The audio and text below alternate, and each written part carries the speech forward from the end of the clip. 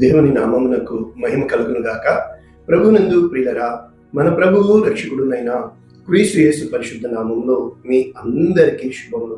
4వ తేదీ జూలై మాసము 2026వ సంవత్సరం. ఇంకొక అద్భుతమైన వాగ్దానము వాక్యంతో మీ ముందుకు వచ్చి ఉన్నాను. పరిశుద్ధాత్మ ధ్వని అంతర్జాతీయ పరిచర్యలు కువైట్.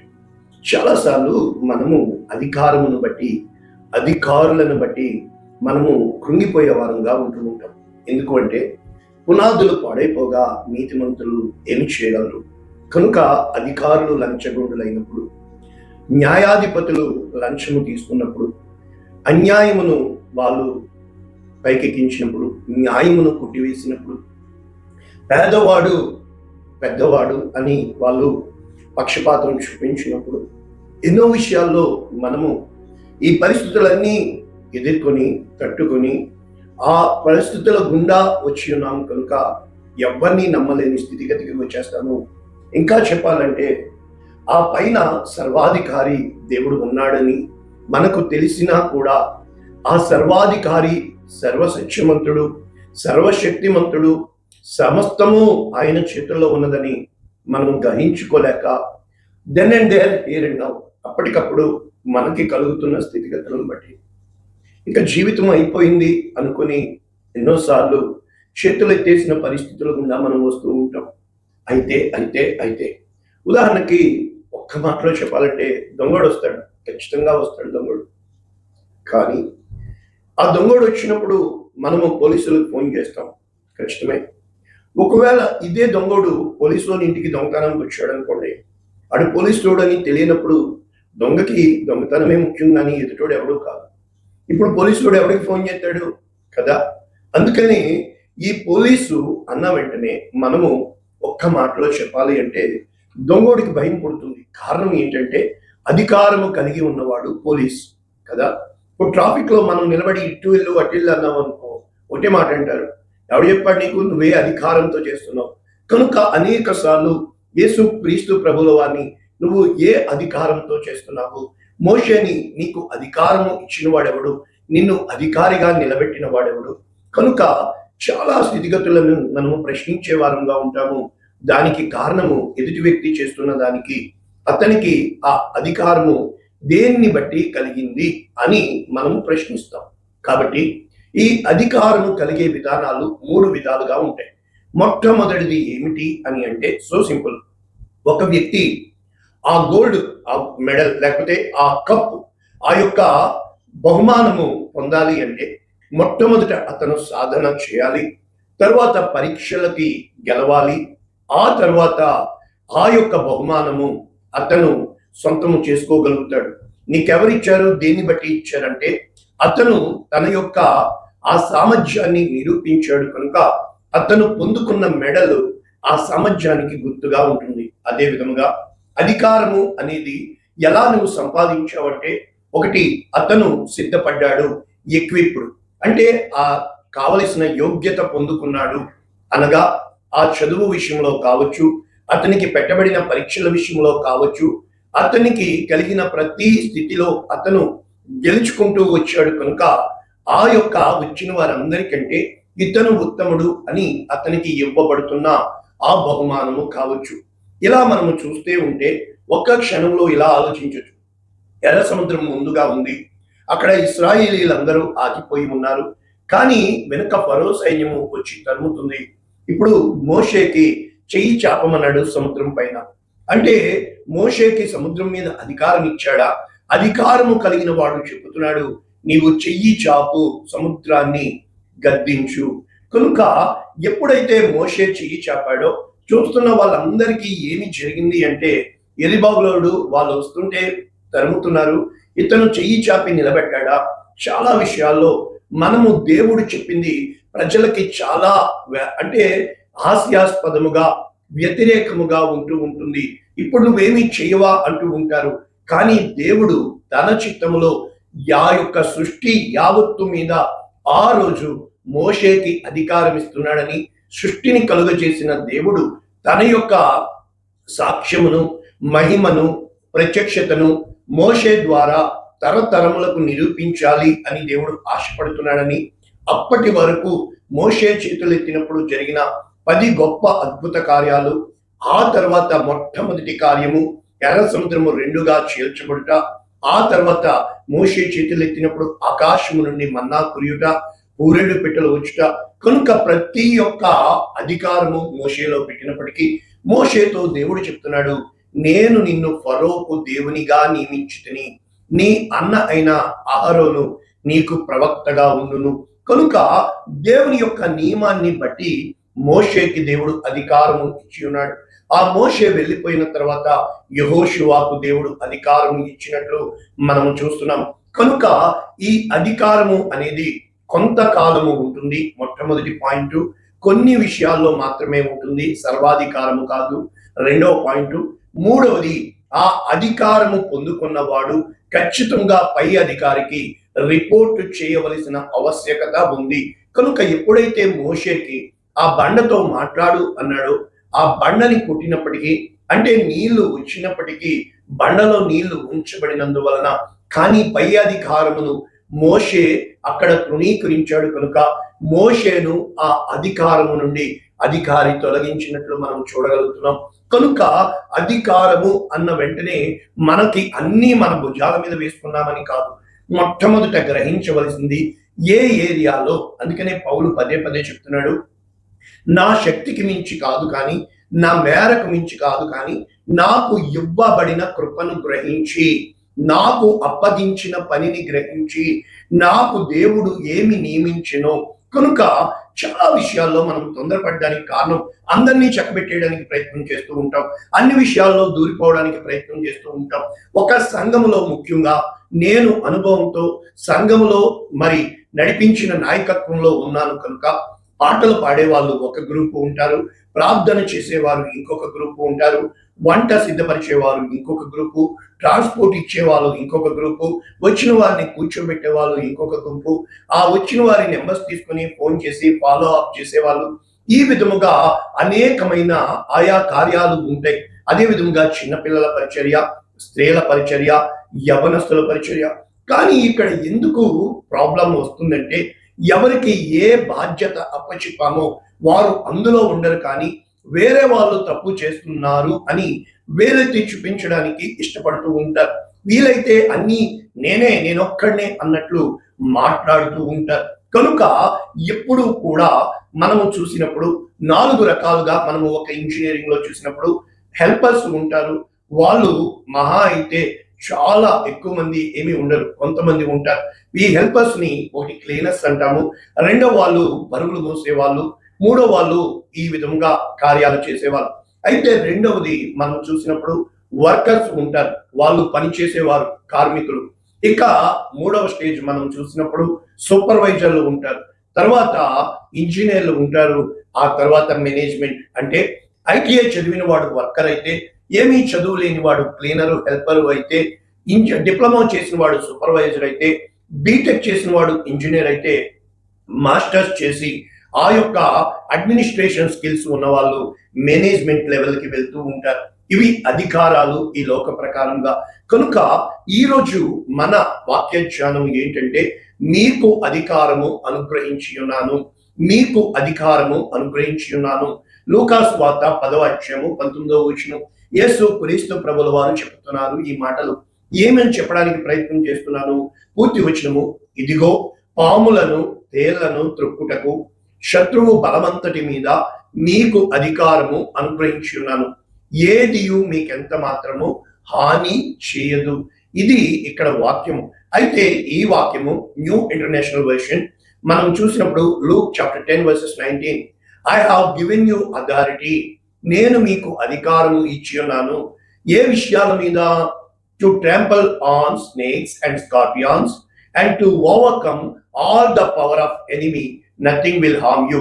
అంటే మీకు పాములను తేళ్లను త్రొక్కుటకు శత్రువు బలము అంతటి మీద మీకు నేను అధికారము అనుగ్రహించున్నాను. ఏ సందర్భంలో యేసుక్రీస్తు ప్రభుల వారు ఈ విషయాన్ని చెప్పుతున్నారు అని మనం చూసినప్పుడు, అక్కడ 70 మంది శిష్యుల్ని యేసుక్రీస్తు ప్రభుల వారు పంపినట్లు చూస్తున్నాం. వారు వెనక్కి వచ్చి చెప్తున్నారు, రిపోర్ట్ ఇస్తున్నారు. ఆ 70 మంది శిష్యులు సంతోషముతో తిరిగి వచ్చి, ప్రభువా, దయ్యములు కూడా నీ నామము వలన మాకు లోబడుచున్నవి అని చెప్పగా, అంటే ఆయన నామమునకు కలిగిన అధికారమును ఆయన ఇచ్చి ఉన్నాడు కనుక యేసు క్రీస్తు నామమును బట్టి ఎలా చెప్పొచ్చు? ఇప్పుడు పిఎంఓ ఆఫీస్ నుంచి ఒక లెటర్ మనకిస్తే ఆ అధికారము, ఆ అధికార పత్రము, ఆ నామినేషన్ డాక్యుమెంటు, ఆ రికమెండేషన్ డాక్యుమెంటు అధికారము కలిగిన ఆ వ్యక్తి ఇస్తున్నాడు కనుక నీకు ఆ మర్యాద చేయబడుతుంది. ఉదాహరణకి కువైట్ లో ఉన్నాము కనుక Indian ambassador is appointed by Indian government.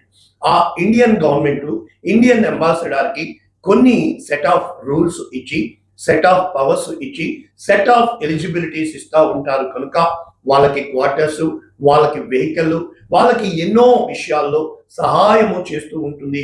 అంటే వాళ్ళు ఆ స్టాండర్డ్ లో ఇండియాని రిప్రజెంట్ చేయడానికి ఇంటర్నేషనల్ గా వీరు ఎలక్ట్ చేయబడతారు, చూజ్ చేయబడతారు. కనుక నీవు నేను దేవుని పక్షమున, దేవుని కొరకు ఏర్పరచబడడానికి ఈ కార్యాలు దేవుడు అంగీకరిస్తున్నట్లు మనము చూడగలుగుతున్నాం. అప్పుడు యేసు క్రీస్తు ప్రభుల వారు చెప్తున్నారు, ఆయన సాతాను మెరుపు వలె ఆకాశము నుండి పడుట చూచితిని కనుక మీకు నేను అధికారం ఇస్తున్నాను, అయినను దయ్యములు మీకు లోబడుచున్నవి అని సంతోషింపక మీ పేరులు పరలోకమందు రాయబడి ఉన్నవని సంతోషించుడి. కనుక అక్కడ యేసు క్రీస్తు ప్రభుల వారు తండ్రి జ్ఞానులకు, ఈ లోకంలో గనులకు కాక పసి బిడ్డలకు నీవు కృప చూపించావు అని దేవుణ్ణి స్తుతించినట్లు చూస్తున్నాం.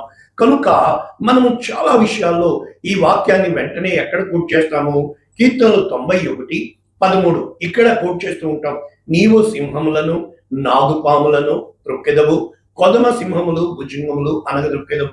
కనుక ఇక్కడ డైరెక్ట్ గా కోట్ చేస్తూ ఉంటాం, మనకి అధికారం ఇచ్చి ఉన్నాడు అని చెప్పి. అంత మాత్రమే కాదు, మార్కు సువార్త 16వ అధ్యాయము 17వ వచనంలో కూడా కోట్ చేస్తూ ఉంటాం. నమ్మిన వారి వలన ఈ సూచక క్రియలు, నా నామమున దెయ్యములను వెళ్ళగొట్టుదురు, క్రొత్త భాషలు మాట్లాడుదురు, పాములను ఎత్తి పట్టుకుందురు, మరణకరమైనది ఏది త్రాగినను హాని చేయదు, రోగుల మీద చేతులుంచినప్పుడు స్వస్థత నొందుదురు. కనుక డైరెక్ట్ నాకు పవర్ ఇచ్చేశాడు అని చెప్తూ ఉంటాం. కాదండి, ఏ రోజున నీకు పవర్ అనేది ఇవ్వబడదు, నీవు దానిని పొందుకోవాలి. అంటే అర్థం ఏంటంటే, ఇదిగోనండి వాక్యంలో ఉంది, నేను ఎత్తి పట్టుకున్నాను, కరెక్టే, నువ్వు ఎత్తి పట్టుకున్నావు, కరెక్టే. హన్నాకి ప్రార్థన చేసిన వెంటనే దేవుడు ఇవ్వలా. హన్నా హృదయము పూర్తిగా దేవుని స్టాండర్డ్ కి, హన్నా యొక్క దీనత్వానికి సేమ్ టు సేమ్ ఆ యొక్క మ్యాచింగ్ కుదిరినప్పుడు గొప్ప ప్రవక్త అయిన, అంటే సమూయేలుని దేవుడు హన్నా గర్భంలో ఉంచినప్పటికీ హన్నా వచ్చిన పరిస్థితులను బట్టి, అంటే ఒక గొప్ప ప్రవక్తకి, ఒక గేమ్ చేంజర్ కి, ఒక వ్యక్తికి స్థానము అంటే జన్మము ఇవ్వటం లేదు, కానీ దేవుని గొప్ప కార్యములు చేసే ప్రవక్తకి, న్యాయాధిపతికి, రాజులను అభిషేకించే వ్యక్తికి జన్మనివ్వబోతున్న హన్నా ఎంతగా సిద్ధపరచబడాలి. అదే విధముగా ఒక గొప్ప కారణ జన్ముడైనటువంటి ఆ యొక్క బాప్తిస్మం ఇచ్చే యోహానుకి జన్మనివ్వడానికి జకరియా, ఎలిజబెతులు ఎంతగా సిద్ధపడాలి. అంటే మన జీవితంలో ప్రతి విషయంలో ఇన్స్టెంట్ గా చూస్తున్న మనము కాన్స్టెంట్ గా ఉండడానికి ఇష్టపడము. ఇన్స్టెంట్ అంటే ఎప్పటికప్పుడు, కాన్స్టెంట్ అంటే స్థిరముగా. కనుక మన జీవితాల్లో దేవుడు ఏ కార్యము చేసినా కూడా తరతరములకు ప్రయోజనకరముగా, తరతరములకు సాక్ష్యముగా ఉండుటకు తన అధికారమును ఇస్తూ ఉంటాడు. ఇక్కడ మనం చూసినప్పుడు వెంటనే ఎక్కడికి వెళ్ళాలి? అసలు దేవుడు నిన్ను నన్ను కలుగజేసిన విధము చూడగా, ఆదికాండము 1వ అధ్యాయము 26వ వచనంలో దేవుడు ఈ విధముగా చెప్తున్నాడు, ఇదిగో మన స్వరూపమందు మన పోలిక చొప్పున నరులను చేదము.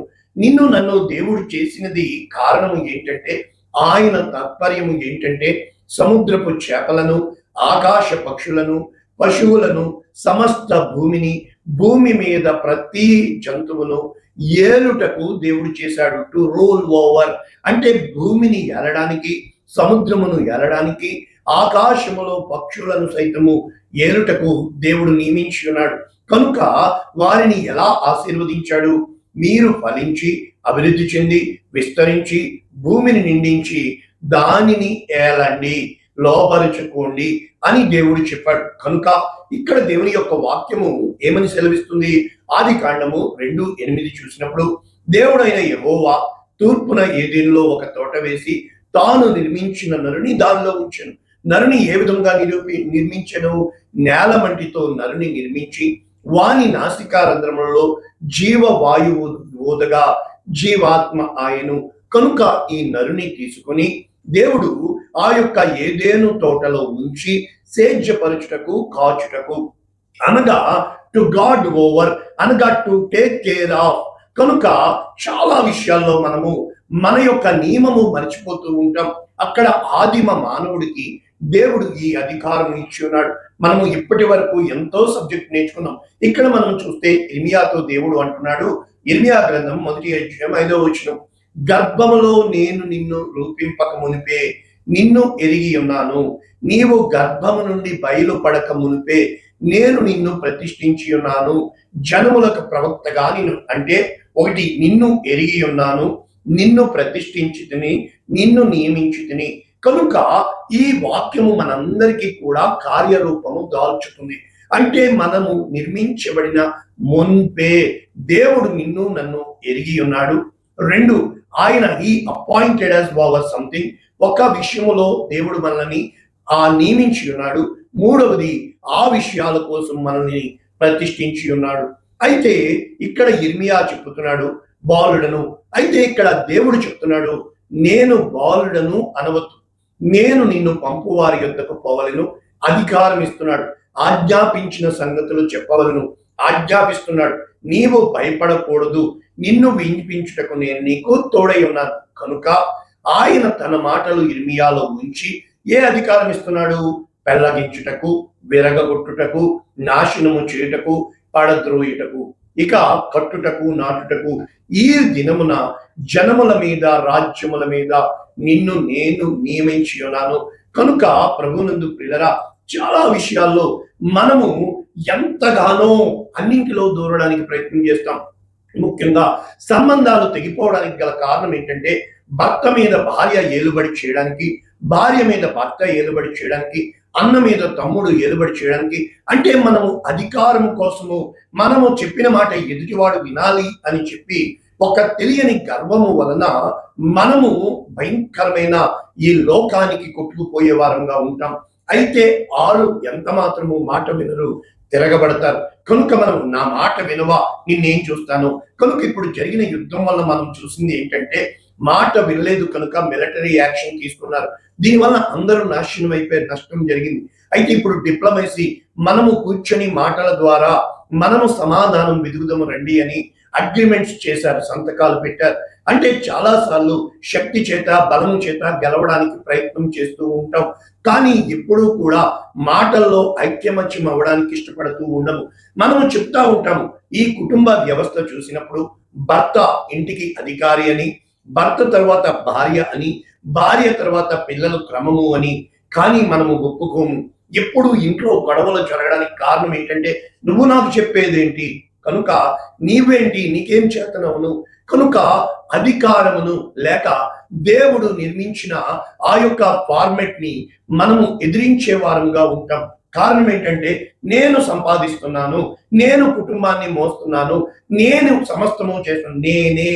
కనుక ఎప్పుడైతే నేను చేస్తున్నాను, నేను నిన్ను పనిలో పెట్టుకున్నాను, నేను నీకు ఇది చేస్తున్నాను, ఇది అధికారము కింద వస్తుంది. కనుక దేవుడు నియమించిన నియమం నీ డబ్బును బట్టి కాదు. దేవుడు నియమించిన నియమం తన పరిశుద్ధతను బట్టి, తన ప్రణాళికను బట్టి. కనుక చాలా విషయాల్లో దేవుణ్ణి ఎదిరించే వారముగా ఉంటూ ఉంటాం.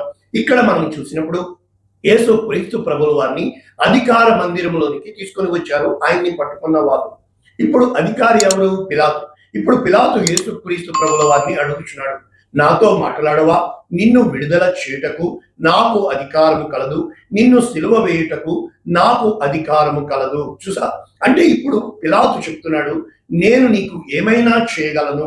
కానీ యేసు క్రీస్తు ప్రభుల వారు ఏం చెప్తున్నారంటే, పై నుండి నీకు ఇయ్యబడిన ఉంటే తప్ప నా మీద నీకు ఏ అధికారము ఉండదు. అందుచేత కనుక బాప్తిస్మం ఇచ్చి యోహాను కూడా, అయ్యో నీవు నాకు బాప్తిస్మము ఇవ్వనై ఉంటుండగా నేను నీకు ఇచ్చుటయా. అంటే ఎన్ని చోట్ల దేవుడు యేసు క్రీస్తు ప్రభుల వారు తల్లిదండ్రులకు విధేయుడై ఉన్నాడు. బాప్తిస్మం ఇచ్చి యోహాను ముందు తలదించుకున్నాడు. పిలాతు ముందు తలదించుకున్నాడు. సిలువలో తలదించుకుని ఆయన ప్రాణం పెట్టాడు. కారణం ఆయన తగ్గించుకోవడానికి కాదు. ఇక్కడ వాక్యం చెప్తుంది, కొలసీలకు రాసిన పత్రిక 1వ అధ్యాయం 16వ వచనం, ఆకాశమందున్నవి భూమి అందున్నవి దృశ్యమైనవి అదృశ్యమైనవి సింహాసనములైనను ప్రభుత్వములైనను ప్రధానులైనను అధికారములైనను సర్వము ఆయన యందు సృజింపబడెను, సర్వము ఆయన ద్వారా ఆయన బట్టి. కనుక సర్వాధికారి దేవుడు అనేది మనం మర్చిపోతూ ఉంటాం, దెబ్బలాడడానికి ప్రయత్నం చేస్తూ ఉంటాం. ఇక్కడ శిష్యులని యేసుక్రీస్తు ప్రభుల వారు పంపించారు. 3 సువార్తల్లో కూడా మనం చూసినప్పుడు, లూకా సువార్త 9వ అధ్యాయం 1వ వచనం, తన 12 మంది శిష్యులను పిలిచి సమస్తమైన దయ్యముల మీద శక్తి అధికారము రోగములను స్వస్థపరచు వరము వారికి అనుగ్రహించి. అదే విధంగా మత్తయి సువార్త 10వ అధ్యాయం 1వ వచనం, ఆయన 12 మంది శిష్యులను పిలిచి అపవిత్రాత్మలను వెళ్ళగొట్టుటకు ప్రతి విధమైన రోగమును ప్రతి విధమైన వ్యాధిని స్వస్థపరచుటకు అధికారం ఇచ్చి. ఇంకా మనం చూసినప్పుడు మార్కు సువార్త 6వ అధ్యాయము 7వ వచనం, ఆయన 12 శిష్యులను తన యొద్దకు పిలిచి వారిని ఇద్దరిద్దరిగా పంపుచు అపవిత్రాత్మల మీద వారికి అధికారం ఇచ్చి. కనుక దేవుడు అధికారం ఇచ్చి పంపుతున్నట్లు మనము చూస్తున్నాం. కనుక ఇక్కడ దేవుని వాక్యము, నీవు జలములలో పడి దాటును అంటే ఆయన నీకు తోడు నడిపిస్తున్నప్పుడు జలములలో, ఇప్పుడు సముద్రము మీద మోషేకు అధికారం ఇచ్చాడు, యోర్దాను నది మీద యెహోషువకు అధికారం ఇచ్చి ఉన్నాడు. యోర్దాను నదిని ఏలియా 2 పాయలు చేశాడు, ఎలీషా 2 పాయలు చేశాడు. యోర్దాను నది గలిలయ సముద్రం మీద యేసుక్రీస్తు నడిచాడు, అధికారం ఇవ్వమన్నాడు, ఆజ్ఞాపించు నేను నడుస్తానని పేతురు యేసు ప్రభువారు అధికారం ఇచ్చారు, నడుమని నడిచాడు. కానీ తాను పడిపోయినట్లుగా మనం చూస్తున్నాం. కనుక ఆయన అధికారం ఇస్తే తప్ప, దేవుడు నీకు ఇస్తే తప్ప నీవు నేను ఏమీ పొందుకోలేం. కనుక అగ్ని మధ్యను, ఇప్పుడు ఈ అగ్ని గుండములో అగ్ని మీద అధికారము యేసు అంటే దేవుడు షడ్రక్ మేషక్ అబేద్నెగోలకు ఇచ్చారు, అగ్ని వారిని ఏమీ చేయలేకపోయింది. సింహముల మీద అధికారము దానియేలుకి ఇచ్చాడు, సింహములు దానియేలుని ఏమీ చేయలేకపోయినవి. అంటే నేను చెప్పాలనుకుని ముగించుకోవాలనుకున్న వాక్యము, దేవుడు నీకు నాకు ఆయా కాలాల్లో ఆయా సమయాల్లో ఆయా విషయాల్లో ఇస్తాడు తప్ప అన్నింటి మీద ఇవ్వడు. కనుక సొలొమోనుకి జ్ఞానం ఇచ్చాడు, సంసోనికి బలమునిచ్చాడు, దావీదుని రాజుగా అభిషేకించాడు. మరి నిన్ను దేని విషయంలో నిర్ణయించాడో నియమించాడో వాటి మీద నీకు అధికారం ఇస్తాడు. కనుక ఎప్పుడైతే నీవు అధికారిని తంతి నీవు అధికారం సంపాదించుకోవాలని చూస్తావో దాన్ని వెన్నుపోటు అంటారు. కనుక దేవుడు ఇచ్చిన నియమమే గెలుస్తుంది. నీకు పైవానిగా ఎవని పెట్టాడో వానికి నువ్వు లోబడవలసిందే. లోబడకుండా తిరుగుబాటు చేసే దాన్నే తిరుగుబాటు మనుషులు అంటూ ఉంటారు. దేవుడు అధికారం ఇచ్చి సౌలుని రాజుగా చేసినప్పటికీ సౌలు లోకంలో కలిసిపోయి అధికారాన్ని కాపాడుకోవడానికి దేవుణ్ణి విడిచిపెట్టి దేవుని చేత నియమించబడిన అభిషేకం పొందిన దావీదుని చంపేయడానికి చూశాడు. కనుక మన జీవితంలో ఎలా చేయడానికి ఇష్టపడుతూ ఉంటాం. అయితే ఇక్కడ నేను నేర్పించి ముగించాలనుకుంటున్న వాక్యము చివరి వచనం మనం చూసినప్పుడు యెషయా గ్రంథం 41వ అధ్యాయం 10వ వచనం, నీవు నా దాసుడవు. కనుక మొట్టమొదట మనము దేవునికి దాసులమై ఉన్నామని, ఆయన సర్వాధికారి అయి ఉన్నాడని, నేను నిన్ను ఉపేక్షింపక ఏర్పరచుకుంటునని, నేను అంటే దేవుడు మనల్ని ఏర్పరచుకున్నాడు, ఆయన నియమించాడని. కనుక నీకు తోడై ఉన్నాను, భయపడకము, నేను దేవుడు అంటే ఆయన తోడుగా ఉంటేనే మనము ఈ కార్యాలు చేయగలమని, భయముతో కాదు. కానీ ఆయన ఇచ్చిన దాన్ని ఆయన యందు భయము కలిగి వేరే వాళ్ళకి ఇచ్చేయకుండా మనము సంపాదించుకున్నటకు. కనుక దిగులు పడకము, నేను నిన్ను బలపరిచెదను, నేను నీకు సహాయం చేసేదను. కనుక ప్రతి విషయంలో ఆయన సహాయం చేస్తూ మనల్ని బలపరిచేవాడుగా ఆదరించేవాడుగా ఉన్నాడని, నీతి అను దక్షిణ హస్తముతో ఆదుకుంటాడని. కనుక ఎప్పుడైతే దేవుడు మనతో ఉన్నాడని గ్రహిస్తామో మన మీద కోపపడిన వారు సిగ్గుపడేటట్లు చేస్తాడు, వాదించేవారు మాయమైపోయినట్లు చేస్తాడు. కారణము యుద్ధము యెహోవాదే, కలహించు వారిని వెతుకుతావు కానీ కనుగొనలేకపోదురు. వారు నీతో యుద్ధం చేస్తారు కానీ వారు ఎంత మాత్రము చేయలేరు. కనుక నేను నీకు భయపడకము, సహాయము చేస్తాను. కనుక పురుగులాగా చూస్తున్న నిన్ను దేవుడు పులిలాగా మారుస్తాడు. నిన్ను నీచంగా చూస్తున్న ఈ ప్రజల దృష్టికి ఘనముగా చేస్తాడు. నిన్ను అవమానించిన ఈ లోకానికి దేవుడు వాళ్ళు నీకు సాగిల పడేటట్లుగా చేసి సింహాసనం మీద కూర్చుని నీ తల ఎత్తువాడిగా ఉన్నాడు. ఇది నీవు అధికారమునకు లోబడినప్పుడు, దేవుని చిత్తానికి లోబడినప్పుడు, దేవుని గుణగణాలకి లోబడినప్పుడు, దేవుని ప్రణాళికలో నిన్ను నీవు అమర్చుకున్నప్పుడు, ఇమిడిపోయినప్పుడు, దేవుని చిత్తానికి తల ఉంచినప్పుడు దేవుడు ఈ కార్యాలు చేస్తాడు. అటువంటి అధికారము అనగా మనము దేవుని చేతి పనివారమై ఉన్నామని, ఆయన మనకు కుమ్మరి, కమ్మరి, శిల్పకారుడు సమస్తము అయ్యున్నాడని, జీవాత్మని ఇచ్చే దేవుడని గ్రహించడమే జీవిత ప్రణాళిక. ప్రార్థన చేద్దాం. పరిశుద్ధుడా, ప్రేమ కలిగిన తండ్రి, విత్తబడిన ఈ వాక్యము సమృద్ధిగా అనేక మందికి ఆశీర్వాదముగా నీ కృప కార్యము వారి జీవితంలో జరుగులాగున యేసునామమున దీవిస్తున్నాము తండ్రి. ఆమేన్. God bless you all. దేవుడు మిమ్మల్ని దీవించుగాక. ఆమేన్.